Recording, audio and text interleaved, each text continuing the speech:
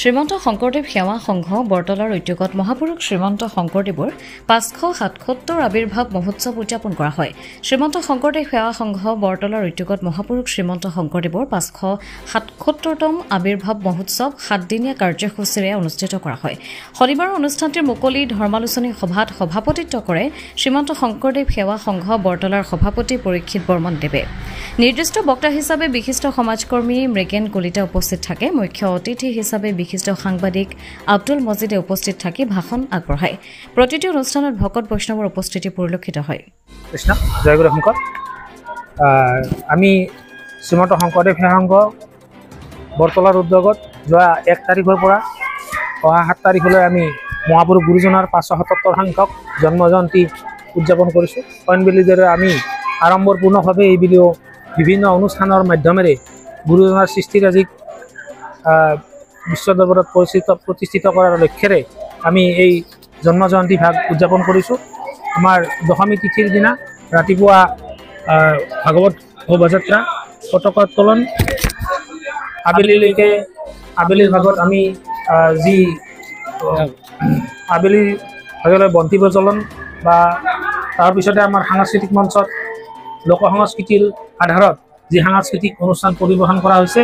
তাৰপিছতে যোৱাকালি আমি দিহানাম প্ৰতিযোগিতা, বীৰনাম প্ৰদৰ্শন এনেকুৱা ৰাতিলৈ যাত্ৰা পাতি আজি ৰাতিপুৱাৰ ভাগত পবিত্ৰ মহাভাগৱত পাঠ ও ব্যাখ্যা অনুষ্ঠান, আকৌ ধৰ্মালোচনী সভা, এই অনুষ্ঠান ভাগ সমাপন হ'ল। ইতিমধ্যে এই ধৰ্মালোচনী সভাত আমাক নিৰ্দিষ্ট বক্তা হিচাপে সন্মানীয় মৃগেন কলিতা, মুখ্য অতিথি হিচাপে সন্মানীয় আব্দুল মজিদ ডাঙৰীয়াই উপস্থিত আমাক গুৰু ধৰ্ম প্ৰসাৰ আৰু প্ৰসাৰৰ ক্ষেত্ৰত যথেষ্ট অভিজ্ঞতাৰে পুষ্ট হৈ জ্ঞান আমাক প্ৰদান কৰিলে। তাৰ বাবে আমি তেখেতসকলৰ ওচৰত কৃতাৰ্থ হৈ ৰম। লগতে আমাক এই অনুষ্ঠানভাগী সম্পাদন কৰাত বা সফলভাৱে সম্পাদন কৰাত যিসকল ব্যক্তিয়ে আমাক সহযোগিতা আগবঢ়ালে তেখেতৰ ওচৰত কৃতাৰ্থ হৈ ল'ম। সাংবাদিক বন্ধুসকলৰ ওচৰত আমি কৃতাৰ্থ হৈ ল'ম। কৃষ্ণ নমস্কাৰ। কৃষ্ণ জয়গুৰু শংকৰ।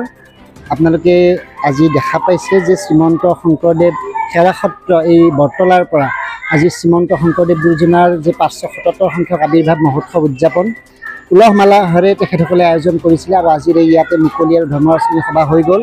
আমি এই সভাত উপস্থিত আছিলোঁ। লগতে আমাৰ সতীৰ্থ আব্দুল মজিদ ডাঙৰীয়া তেখেতেও উপস্থিত আছিল। এই সভা আমি এই অনুষ্ঠানটো পতাৰ মূল প্ৰাসংগিকতা আপোনালোকে জানে যে অসম আৰু অসমীয়াক বিশ্বৰ দৰবাৰত প্ৰতিষ্ঠা কৰি থৈ যোৱা অসমীয়াৰ যিটো পৰিচয়, সেই পৰিচয় আছিল জগতগুৰু শ্ৰীমন্ত শংকৰদেৱ গুৰুজনা।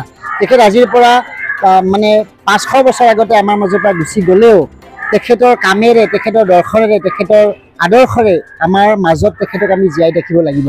আৰু এই যিখন অসম ভূমিত তেখেতে জন্মগ্ৰহণ কৰি অসমীয়া ভাষা, সাহিত্য আৰু অসমীয়া ধৰ্ম গোটেইখিনিৰে ভেটি প্ৰতিষ্ঠা কৰি আজি অসমক মহীয়ান কৰি থৈ গ'ল। আজি ভাৰতবৰ্ষৰ গুৰুসকলৰ লগত একেলগে আগবঢ়াই লৈ গ'ল অসমৰ এই ভক্তি আন্দোলনক। গতিকে আমি তেখেতক সদায় স্মৰণ কৰিব লাগিব। তেখেতৰ যিটো ভাষা সংস্কৃতি, সেই কৃষ্টি আমি জীয়াই ৰাখিব লাগিব।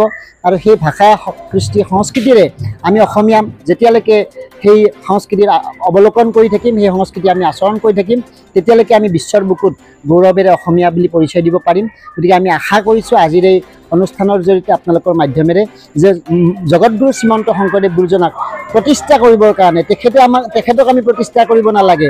কেৱল তেখেতৰ যিখিনি আদৰ্শ সেইখিনি আমি অনুধাৱন কৰি আমি আমাৰ জীৱন ধন্য কৰিব লাগে আৰু অসমক বিশ্বৰ দৰবাৰত প্ৰতিষ্ঠা কৰিব লাগে। গতিকে মই সমূহ অসমবাসীলৈ এটাই সেৱা নিবেদন জনাইছোঁ, গুৰুজনাৰ আদৰ্শ আপোনালোকে অৱলোকন কৰক, গুৰু জয়ন্তী উদযাপন কৰক আৰু গুৰুজনাৰ লগত নিজক আগুৱাই লৈ গৈ আমি জাতিটোক যাতে পুনৰ এক অসমীয়া হিচাপে, বৃহত্তৰ বৰ অসমীয়া হিচাপে আগবঢ়াই লৈ যাব পাৰোঁ, তাৰ কাৰণে মই সবাৰ ওচৰত বিনম্ৰ সেৱা নিবেদন জনালোঁ। কৃষ্ণ জয় গুৰু শংকৰ। নলবাৰীৰ পৰা ভৱজিৎ বৰ্মনৰ ৰিপৰ্ট, অমৃত নিউজ 24/7।